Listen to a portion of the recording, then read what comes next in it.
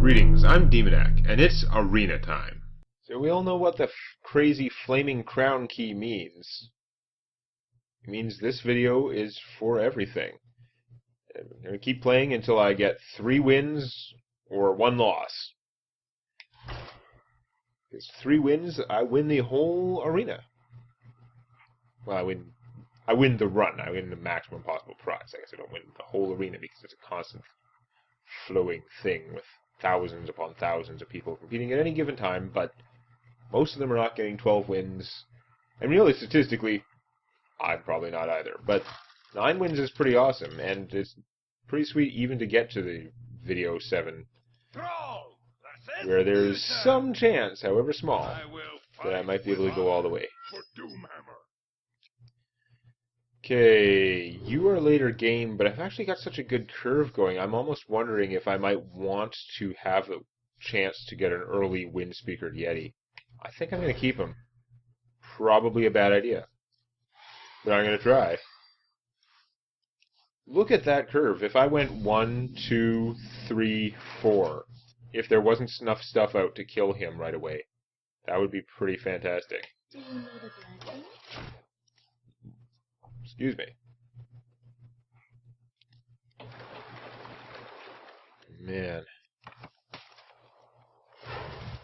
So, 1-1, that's bad news for her, but it's immensely predictable news for everyone else.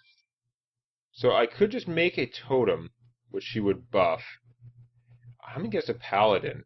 I like the idea of having this out there to counter whatever he would use to fight the Yeti, but actually, I think I should make the totem, because this guy could take out a really dangerous weapon later on and save my butt that way. And if there's a 1 in 4 chance I get the taunt totem, which would actually stop him from killing her. There's also another 1 in 4 chance I get the 1-1 totem, which would turn into a 1-2, which would be pretty decent for this, for not spending a card. So 50-50 chance, and we're going to get healing totem. No, I managed to call it wrong. I still got one of the bad ones.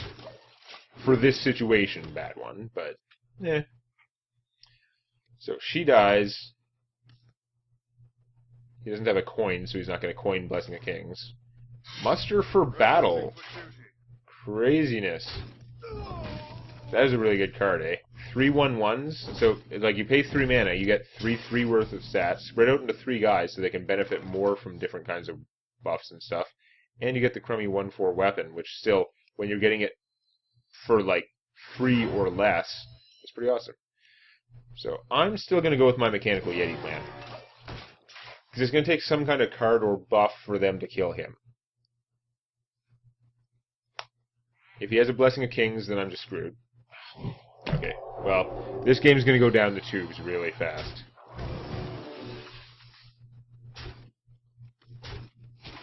If he didn't have a Blessing of Kings, that would have been pretty good.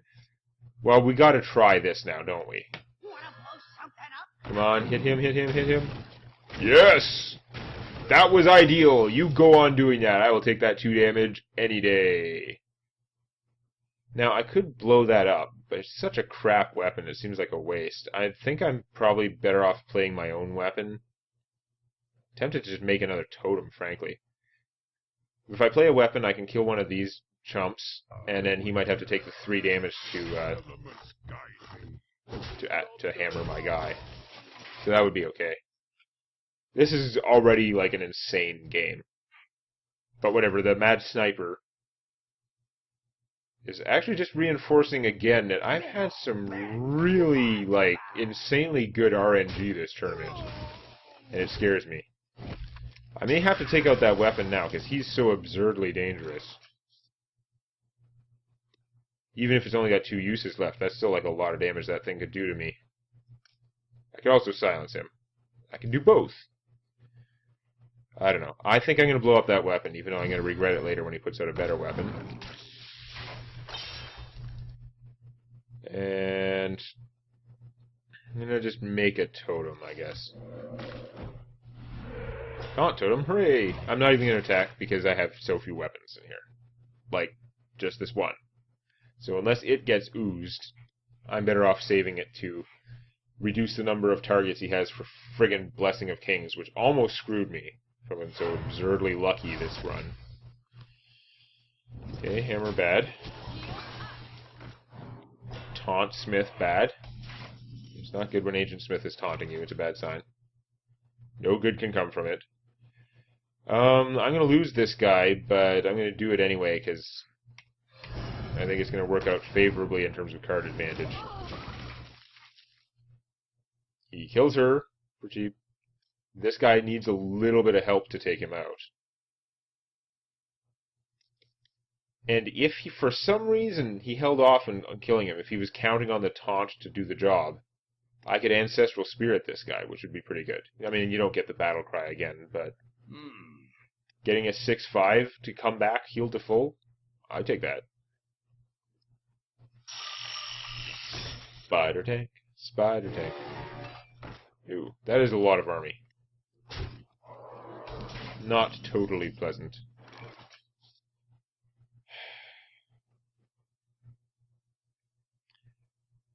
You know, he might get silenced out of it, but I'm pretty tempted to Windfury Ancestral Spirit this guy. Kill that, hit for 6.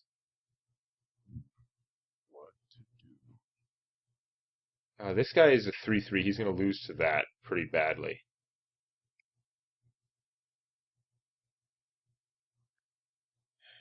Do that. Because I could take out both of these guys and lose him. I'd lose the Windfury for sure, but he would come back as a 6/5. Which is not the worst either. Man. This is not too useful. I do have an odd number of mana, so I could give him an extra +1 attack. Or I could give him an extra +1 attack if I'm killing this one, because then he'd be able to fight that.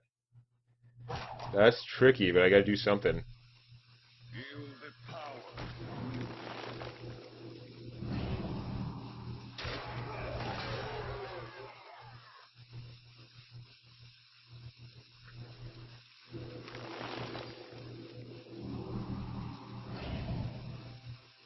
That's probably the dumbest possible way to do it, but whatever. I really wish I'd had time to throw this on him, though. I guess I can axe this thing if it does take him out. There's a lot that can go wrong here. I might be just using him to kill something, and then if he can survive it, I can reincarnate him again. Bubbles are pretty bad. We don't like those. Okay, I've got attack. Okay, well, he's getting silenced, I'm pretty sure. I think it'll be worth it. I got a Hex, but we're going to save that for something potentially much more threatening.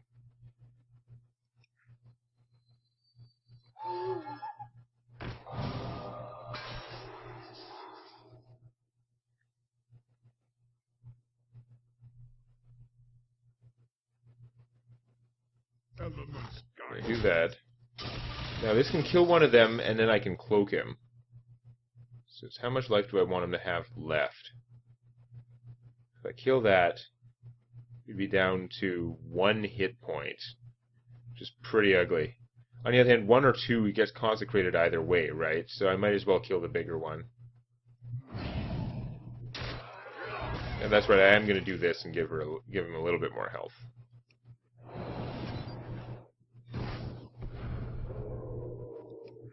I could have reincarnated him too, but I'm saving that for now. Because it can also get rid of a Blessing of Kings.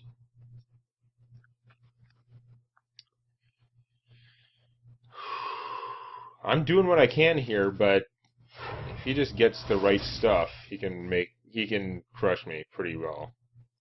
Paladin's so many strong cards. I mean, everyone has so many strong cards, but that's unfortunate. He's got a lot of bubbles. Might be a Blood Knight coming out sometime. Oh my god, does he have a lot of bubbles. Craziness. Crackle something. I could Hex something. I don't think it's helping me that much. Reincarnate would be good for him, because it makes the bubbles come back. Let's see what totem I get. If it's a healing totem, I might do things differently. I don't know. That doesn't really affect things. Crackle would kill anything without that.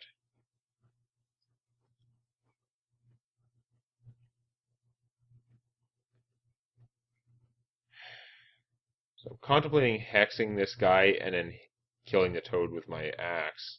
It's not the greatest. What to do?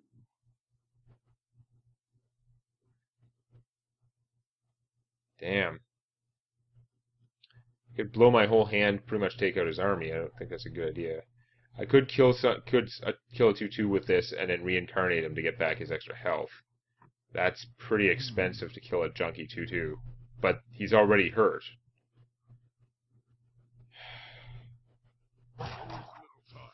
This is so stupid. I really shouldn't do this.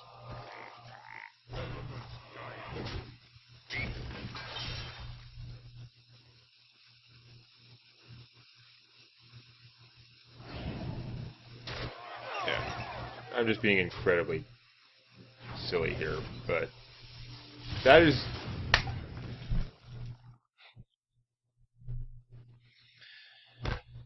Yeah, so I possibly played the wrong spell there. Just make sure he's squelched. So if I ever had a chance of winning this, it's gone now, and we all know why. If I had my 6'5" guy sitting out here, I might still be coming back. But nope, I'm just gonna lose. That was fantastic. Good job. No amount of the best like RNG ever is gonna save me when I waste a valuable spell blowing up my own thing instead of healing it to full. It's pretty special. Wow, this gets to come out tiny.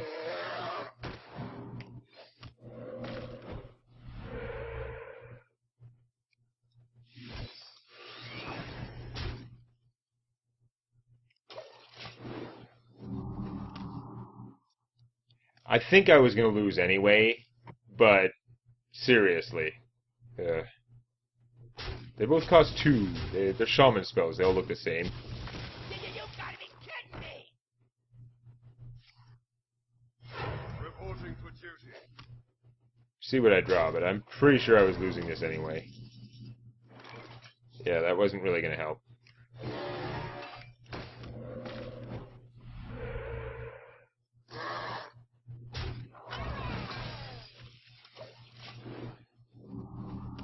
I guess I almost sort of reincarnated this guy just on the off chance I got a rusty horn, but how much could it possibly matter?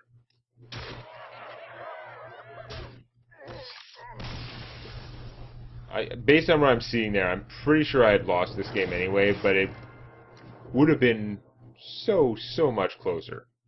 So that was really dumb. I guess we're going to spend the rest of this video talking about the cards that I just, like, click on the wrong ones like a moron. Awesome. Really? One of my rewards is a non-gold common? Good stuff.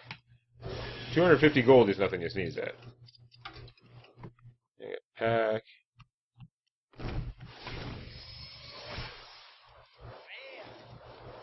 Get the Ogre Warmaul, which I don't like. Muster for Battle is pretty cool. Another Auto Barber. Yay.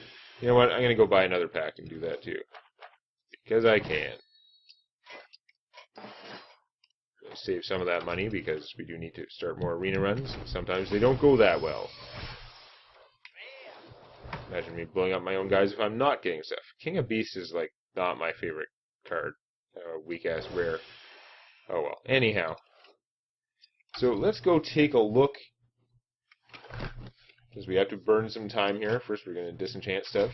I'm sure some people out there are OCD and don't want to see that. Go through. Or did I not have? Oh, right, the King of Beasts. Whoop-de-doo. Don't need disenchant. 2 gold ones.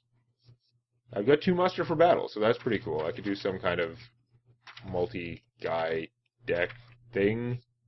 The Auto Barber, I needed a second Auto Barber, apparently. So, we got up to Priest last time, going through all the...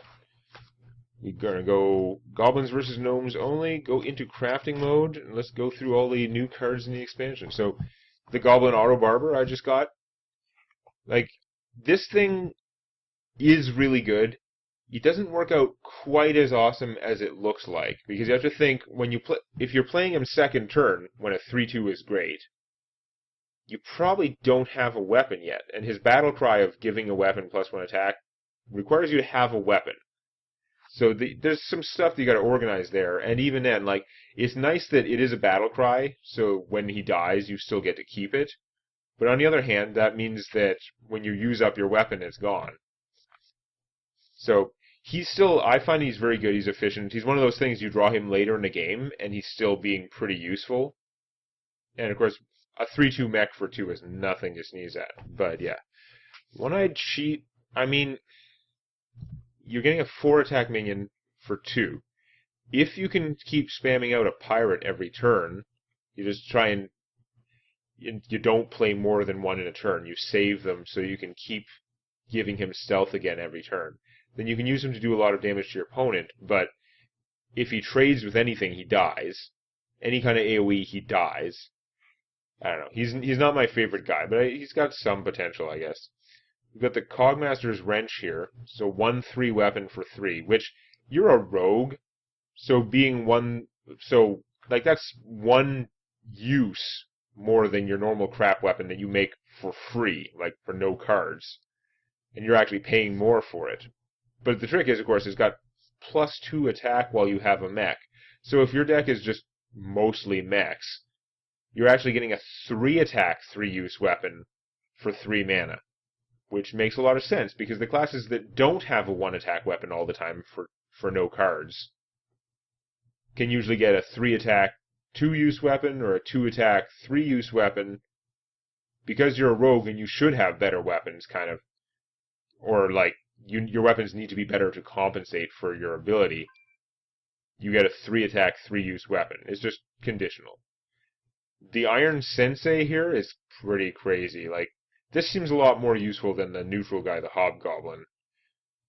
The Hobgoblin has a lot of restrictions. This guy is he's a 2/2 for 3, which is not great at all. But at the end of your turn, give another friendly mech +2/+2. So if you have a mech alive, and you play him, and your other mech just has to survive the turn, and you got 4/4 worth of stats for that 3 mana. And if he stays out somehow and keeps giving the +2s, man, that's a lot of stuff. So then we have Sabotage, which is kind of interesting. I mean, you have to remember, anything like this, you are comparing it to the fact that you can already pay 5 mana as a rogue and assassinate any the heck minion you want. This is 4 mana to destroy a random enemy minion, so a lot of the time, not as good. But it does have combo, destroy your opponent's weapon. You're going to see more weapons than you used to, because hunters have a common weapon now.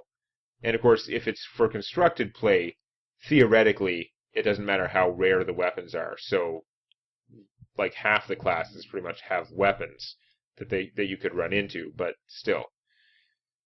I don't know. It sure is good that it's not the other way around. It'd be really dumb if the destroying a weapon was first and the combo was to kill a minion, but you can look at it the other way. The hunter pays 3 mana to destroy a random minion. This is only 1 more mana, and it could also blow up your opponent's weapon. That's pretty strong. So it's a good card. It's not ideal to me. So we've got the Tinker's Sharpsword Oil, which you may have seen in my Goblins vs. Gnomes Rogue run. I had a bunch of them, probably didn't use them very well. This card is very powerful, because 4 mana, you give your weapon +3 attack. That's already very strong with that 4-use weapon, the Assassin's Blade. 3 attack, 4-use weapon. I didn't like it before, because, I mean, it cost 5 mana. That's pretty expensive.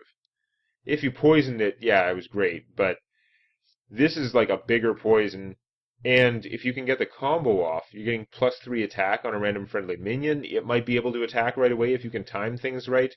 It takes a lot of coordination to have a minion out, preferably a minion that can attack, or at least has taunt, and you have to have a weapon. And when you play this, you got to play some other card the same turn, which could be a weapon, but it can't be like the weapon that you make with your built-in ability, because that doesn't count for combo. And if you want to do it with the Assassin's Blade, then this is a 9-mana combo, which is a great 9-mana combo, because you're getting a 6-attack, 4-use weapon, but this thing makes your life complicated, but it has a lot of power. The Ogre Ninja is, of course, pretty cool. I mean, 5 mana for a 6/6, and he comes in stealthed. Now, the more you pay for a guy, the more it kind of hurts to have the dumbass Ogre drawback, the 50-50 hit the wrong thing chance. But again, later in a game, this guy might be a finisher to some degree, right? Just like the Tiger, 5/5 stealth for 5. This is a 6/6 stealth for 5. And while the Tiger is going to always attack what you want it to, this guy might be able to attack through taunt. If they have a taunt guy, there's a 50-50 chance that he'll go right through. Now, he might not hit your opponent if he has other minions, but it's worth a try. And of course, the new legend for the rogue, Trade Prince Gallywix, who is a little weird, but 5/8 for 6, so he's super durable, still has a high enough attack to be quite smashy. So he's a 5/8 for 6 is pretty damn decent. Like, there's no complaints there. And whenever your opponent casts a spell, you get a copy of it. Now, he gives them a coin, which is an incredibly bizarre drawback. It is the coin that he gives them. I've seen it. It's a special. It's not exactly the normal coin. It's like Prince Gallywix's coin or something. Whatever it is, it has the text that says that coin doesn't trigger his ability. So you're not giving them infinite coins, because that would be stupid. But still, you're giving them one coin in exchange for a copy of their actual spell every time. Like, this guy is actually quite powerful. I don't think that coin's going to help them anywhere near as much as those fireballs or whatever are helping you. Then we get into the Shaman cards. Crackle, we've seen. It's pretty amazing, right? There is a 1 in 4 chance that it'll do the exact same thing as Lightning Bolt, which costs 1 and Overload 1. This costs 2 and Overload 1, but 75% of the time it's going to do more damage than Lightning Bolt, and sometimes it's going to do crazy damage and just blow things up for only 2 mana. Two immediate mana. I don't know. It's pretty strong. It's definitely a very good arena card. I don't think Shaman needed a lot of help in the arena, but this will help. The Vitality Totem is a little bit crazy. When that guy played one against my Ogre tech, oh man. That was so unpleasant. Because this is going to, like, it's a 0/3 for 2. It heals 4 to the hero every turn. If they can keep this thing alive, if they can hide it behind a taunt, or if your dumbass Ogre keeps attacking the wrong thing, like the guy who's going to get healed for the same amount, this thing is pretty strong for a minion, a fragile minion that does nothing but heal. So yeah, it's pretty interesting. I don't know how much play it's going to see in Constructed, because they got a lot of other cards to fit in there, but it's cool. The Whirling Zap-O-Matic. Oh my god. Right? He's like that crappy, like, Wind Spirit thing or whatever. He's not quite as ridiculous combo-y sort of thing, because you can't play 2 of them for 2 mana. But for 2 mana you get 1 of him, he has no overload, and he can survive 1 point of damage. 3/2 Windfury for 2. It's just, if you go first and your opponent doesn't coin something out that can kill it, or if you go second, you have the coin, so your first turn play is coin, Whirling Zap-O-Matic, go. Your opponent goes, and say they put out a 3/2 that you really want to kill. Like, they've got a Knife Juggler, and you're like, I can't leave that alive. Because he's a Paladin, he's going to cast Muster next turn. Whatever. They put out something really bad, fine. You can hit them for 3, and then kill their thing with the second attack, and your guy would die. You could also Rockbiter this guy, just 1 copy of Rockbiter on him, and hit them for 12. That is your second turn if you had the coin. And that is pretty sick. And that means if you can do that, then there are a lot of worse things you could potentially be doing. So it's very scary. Later in the game, okay, it'll probably just die right away, but if it doesn't, later in the game, this still does a ton of damage.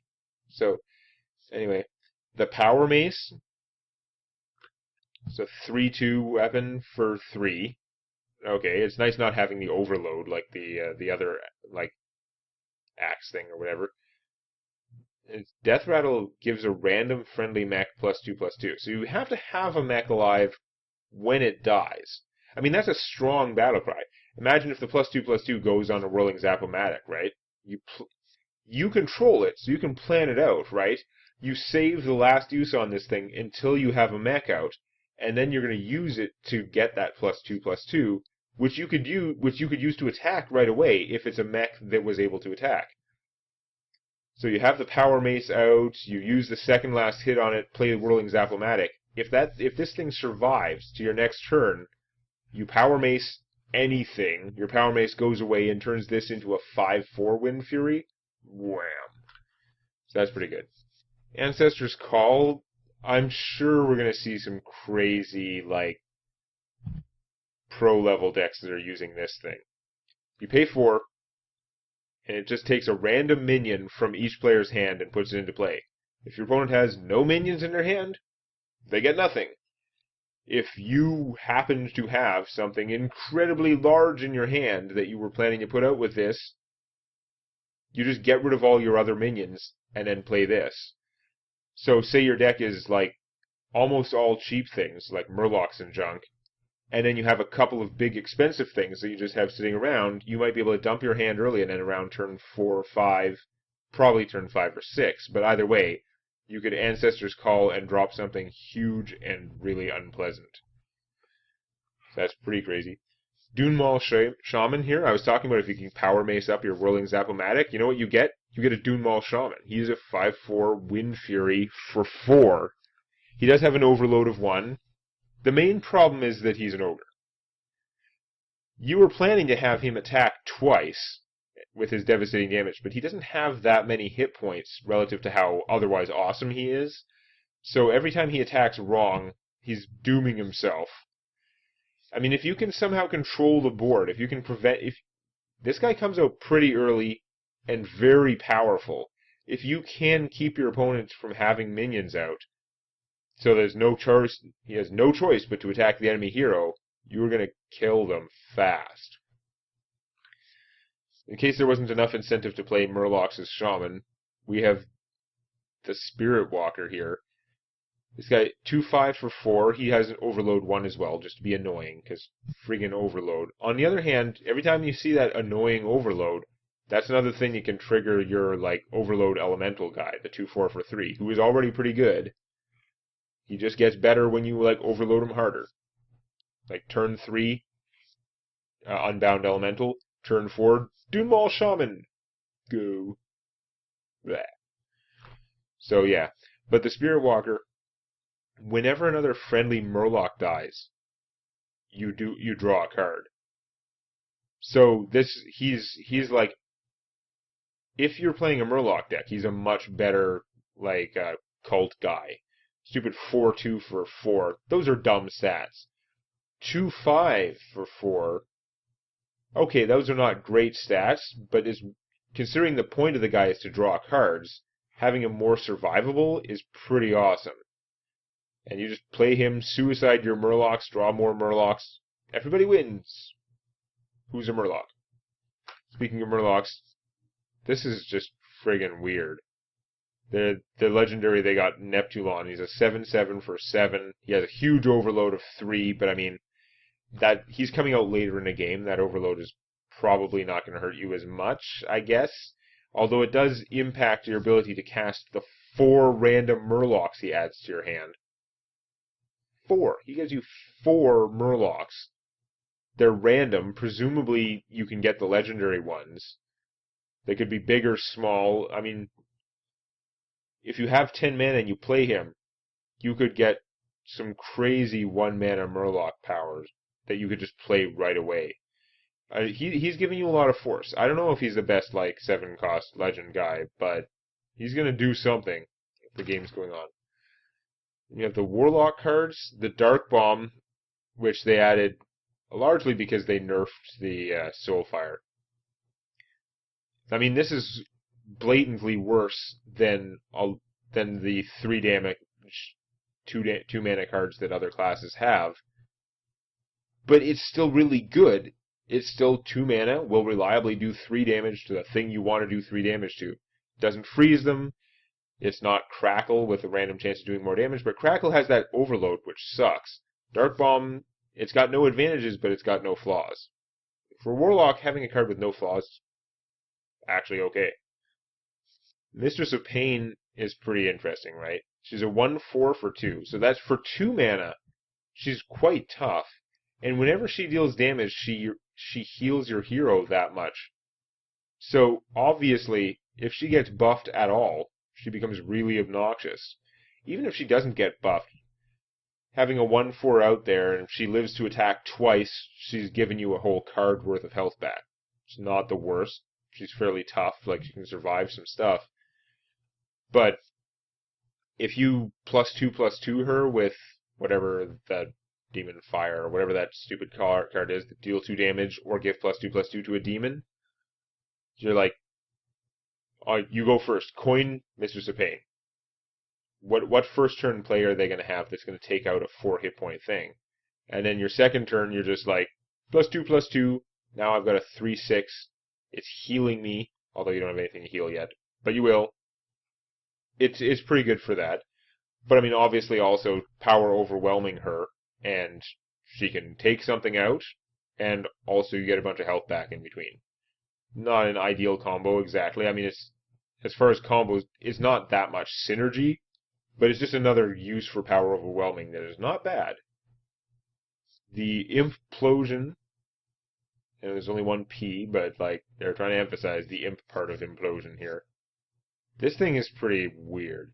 So the problem with it is it's exceptionally random. Because for 4 mana, dealing 2 damage to a minion sucks. 2 damage to a minion and getting 2 1/1s, still pretty mediocre for your card. But if you deal 4 damage to a minion and get 4 1/1s, that is a lot of 1/1s. They're all demons that you can potentially buff with other stuff. It makes such a big difference when the randomness is being multiplied by 2 different effects. Now, in practice, the random damage to a minion, you're going to aim for a minion probably that only has 2 health left, or really, you're going to hit a minion hoping to do 4 damage, but with a plan to do 2 more damage if it rolls low. It's interesting. I don't know how much use is going to be in constructed play. The Fell Cannon is really strong, right? 3/5 mech for 4. That's already pretty good. And at the end of your turn, so even like the first turn you play it, it deals 2 damage to a non-mech minion at random. Kick ass, right? This is the best thing ever. It doesn't say a random enemy minion. It's a random non-mech minion. So, first off, this thing is forcing you to either take the trade-off of playing all or mostly mechs in your deck, or else when you play it, it might be blowing up some of your own stuff, or you'll be holding off and not playing it because you're worried about it blowing your own stuff. So that is a bigger drawback than it sounds like. But also, a lot of people are going to be playing at least some mechs. When your opponent just drops a steam-powered Yeti on you, you're like, oh crap, my Fell Cannon won't damage that Yeti. Awesome! Like, it won't do that to enemy mechs either. Still, it's clearly a strong card. How well does it actually work out? I don't know. We have Demon Heart, which is just the super huge version of the Demon Fire thing, right? 5 mana, deal 5 damage to a minion, at which point that'll kill most things. It's not an Assassinate, because it won't kill like an 8/8 Treant or whatever, but most of the time, 5 damage to a minion is a dead minion, even a fairly large minion. But you can deal 5 damage to a minion, or give a friendly demon +5/+5. Hello, 6/9 Mistress of Pain. Mistress of Pain 69 is going to go out there and heal you a bunch while killing everything. So, this is a lot of these cards. They're powerful, but they're like harder to judge, like how useful they will actually be. But certainly, like I wouldn't turn down a Demon Heart in the arena, for example. That's pretty strong. Speaking of powerful in the arena, the Floating Water. He's a 4/4 for 5. He's a demon. Nah. But whenever your hero takes damage on your turn, he gets +2/+2. So that means, obviously, once you have him out, every turn just drawing a card gives him +2/+2. So you draw a card once, which you were going to do anyway, in all likelihood, and he's a 6/6 that you got for 5. If you have 7 mana, you can play him and then draw a card right away and have him already be a 6/6. It also has other interesting side effects. Like, I mean, if you have Abomination go off, this guy gets back just as many hit points as the Abomination dealt in damage, except he's also gaining attack. If you Hellfire, this thing only takes 1 damage from it. Now, the order of operations matters. It probably takes the damage first, so it would have to have at least 3 health left. But as long as it had 3 or more health, you can Hellfire, and this thing will only lose 1 hit point while gaining 2 attack. So that's pretty sweet. So, I don't know. I think he has a lot of potential. He's a pretty good fat thing that costs 5 to put out. His only real drawback is if you just play him for 5 mana on your 5 mana turn, there's a good chance that he's going to be fragile for that turn. I don't know. I wonder if somebody's going to be out there playing him with like Mad Bombers and Matter Bombers and even Angrier Bombers somehow. I don't know. The Anima Golem, this is a very warlocky, bizarre thing for a mech. So it's a 9/9 for 6. Large! That is very large, but at the end of each turn, he dies if he's your only minion. Yeah. So he's not actually eating your other minions. Like, he's not an old school Lord of the Pit if you're like Magic the Gathering guy. But that's at the end of your turn, it checks. Is he alone? Yes, he dies. If no, you get to keep your 9/9 for 6. At the end of your opponent's turn, if they can kill your other stuff, then he dies. I mean, you can try and get the Blood Imps out there with the stealth and the like, haha, you can't touch me, but if they AoE your Blood Imp and that's what you were counting on to keep this alive, you're going to be sad. Then there's Mal'Ganis, who is awesome. He's not just a 9/7 demon for 9. He doesn't just give all your other demons +2/+2.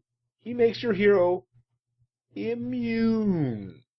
Your hero literally cannot take damage as long as this guy is alive. And he's a 9/7. And he's giving all your other demons +2/+2. This is a powerful legend. I mean, it'd be nice to have like a cheaper legend who is also good, like Trade Prince Galliwick, but this guy is beastly. And because he's a demon, you could get him out with your stupid Death Rattle demon who, when he dies, pulls a demon from your hand and puts it into play. You put out a 3/4 on turn 4, and it dies, and it's like, Mal'Ganis. That is sick. He also enjoys implosions, since you're getting 3/3s instead of 1/1s. But anyway. And lastly here, I'll probably have to do the neutrals in another video, because I'm running out of voice. So we have Warbot for the warrior. He seems like one of the lamer, like, every class got a cheap mech. Warrior got a 1/3 for 1 with Enrage +1 attack. Like, whoop-de-doo! But, you gotta think about it. He's a 1/3 mech. And mech is an awesome keyword. Like, I think mech is probably more valuable than any other single keyword right now. There's so many very powerful effects that work with mechs. And a lot of them don't require that your deck be like all mechs. Like, if you have a few mechs, and then these Screwjank Clunker guys, if I skip ahead, he gives +2/+2 to a friendly mech when you put him into play. You just save him in your hand until you get one of your other mechs. Your deck doesn't have to be like all mechs to take advantage of this. And you're getting a lot of stats for that 4 mana. But anyway, the Warbot, so he can take advantage of all that mech stuff. He works well with the Hobgoblin. I mean, the Hobgoblin's a bizarre thing, right? Like a sort of fragile 3-mana creature who gives +2/+2 to any 1-mana creature, or sorry, to any 1-attack creature that you play while the Hobgoblin is out. But he's fragile, and he's encouraging you to play with otherwise kind of bad minions, right? Because most 1-attack minions are not great at fighting. But the Warbot works out pretty well with warrior stuff, right? Because if you Whirlwind, he gets enraged. If you Inner Fury him, right, +2 attack, take 1 damage, he goes up to 4 attack. So he can kill a much larger thing with that little bit of help. And even just working out the math, like just think of how different exchanges go between the first couple turns. You go first turn Warbot. If they play a 2/1, well, you can kill it, and then your guy turns into a 2/2, or sorry, a 2/1. You got a 1/3 and then a 2/1. The 2/1 is better suited to take out the 3/2 creature they might play next. It can work out pretty well that way. And if anything you can do to buff him can work out, like, he's more interesting than he first appears. The Ogre Wormaul, I'm pretty sure, is more stupid than it first appears. This just seems like the worst idea ever. I like the Ogre, who has 4 attack and costs 3 mana, because he has 4 hit points that aren't like your hit points. When he hits the wrong thing, you're not ramming your face into the wrong thing. But you don't want to attack something with your Ogre Wormaul and then go like, whoops, I hit something huge instead. Yeah, because your hit points are on the line whenever you attack with this thing. A lot of times you're using a weapon to take out something small, or if you've got big warrior weapons like this, you want to take out the exact right thing. You don't want to waste this on something small. It only has 2 uses, and that's 4 attack. And you also don't want to use it and accidentally hit something that has, like, a huge attack. So, it can go very wrong. Warriors... Here's the thing. If this was, like, on a mage, you'd be like, okay, that's pretty cool. Because mages don't have weapons. Warriors have fantastic weapons. This thing is sandwiched in between the Fiery War Axe, which is 2 mana, 3 attack, 2 uses, hits exactly what you want, and Death's Bite, which is 4 mana, 4 attack, 2 uses, hits exactly what you want, and has the Death Rattle doing 1 damage to all minions, which has a lot of synergy with various warrior abilities, really. Like, this seems like a completely superfluous card. Maybe I'm wrong, maybe some pro is going to be like, this is the best weapon ever, but I honestly think this is one of the more useless cards in the set. It seems like it just has no reason to exist on a warrior specifically. But anyway, Bouncing Blade is pretty neat. I may hate Brawl, but I'm like okay with Bouncing Blade, because statistically it's going to work, it's much more likely to work out in a reasonable manner. It can go crazy, but you pay 3 mana, you deal 1 damage to a random minion, and then you deal 1 damage to a random minion, and then you deal 1 damage to a random minion. You just keep doing 1 damage, bouncing around, hitting between enemies and friendlies. You don't know. It won't hit players.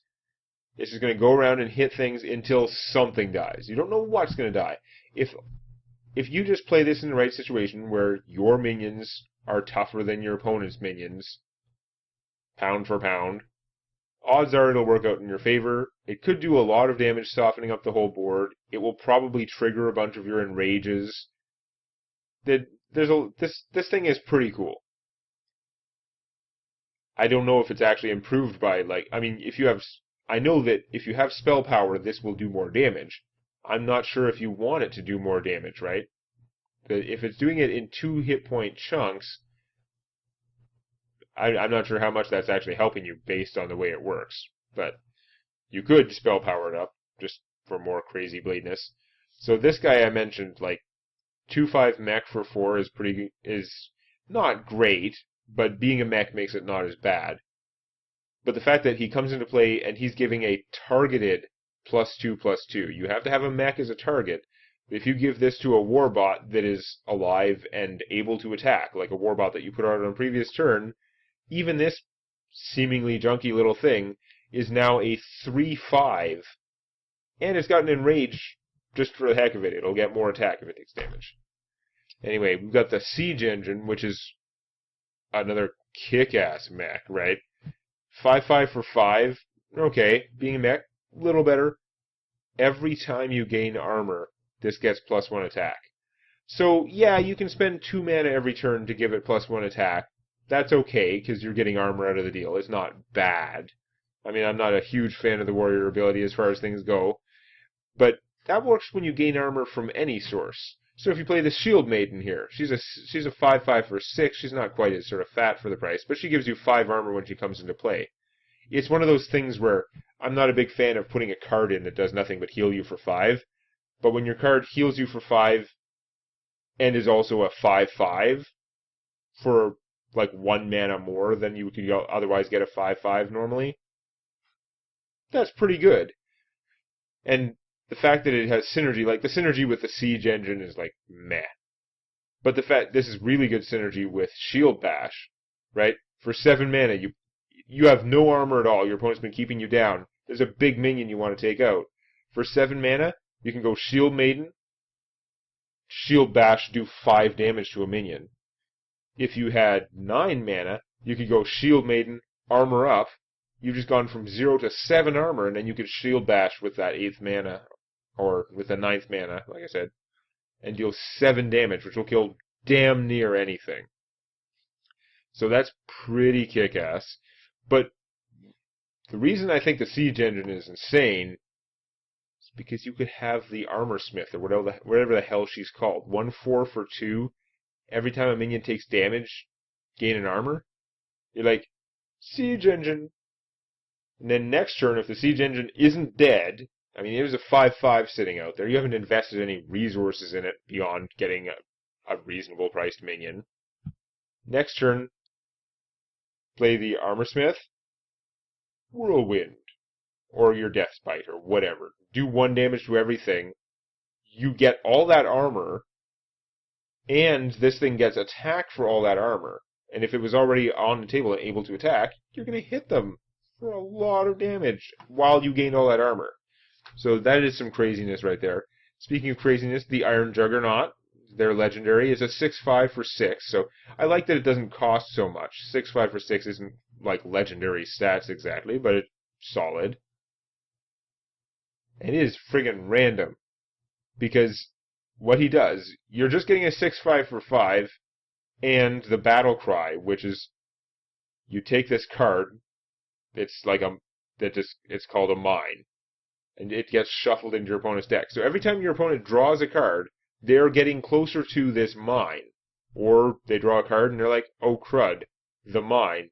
It explodes and deals 10 damage to them. That is sick. Now, I don't actually know if that replaces their draw, or if they draw another card to replace it. If they actually lose a card draw and take 10 damage, that's even better, but the 10 damage, that's pretty sweet. Now, it's 10 damage that doesn't happen immediately. If the game ends in the next 2 or 3 turns, the odds of it working are pretty slim. But if the game goes on a little longer, that extra 10 damage is pretty sweet. So it's cool anyway. And also cool is Crush. So it's 7 mana, destroy a minion, right? Warrior gets just like a bad, expensive Assassinate. But that's only 2 more mana than Assassinate. That's only 1 more mana than Siphon Soul for the Warlock, which basically just destroys a minion. You get 3 health. Whoop-de-doo. It's mainly, you'd rather have Assassinate, I think. Although I guess as a Warlock, getting that healing does help you a lot. But Crush, so it costs 7 to assassinate something, except if you have any minion that is damaged and not dead, it costs 4 less. So it's 3 mana, destroy a minion, and it's still targeted. It's not 3 mana destroy a random minion like the Hunter thing. So this is really interesting. You have to do some stuff to get this for a decent price, but you can always play it for 7. If you get it later in the game, it will still be a blow up a minion card. Straight up. No fancy stuff. They die. But often you should be able to manipulate it so you can do it for much cheaper. And 3 is really cheap. You can just get a minion damaged.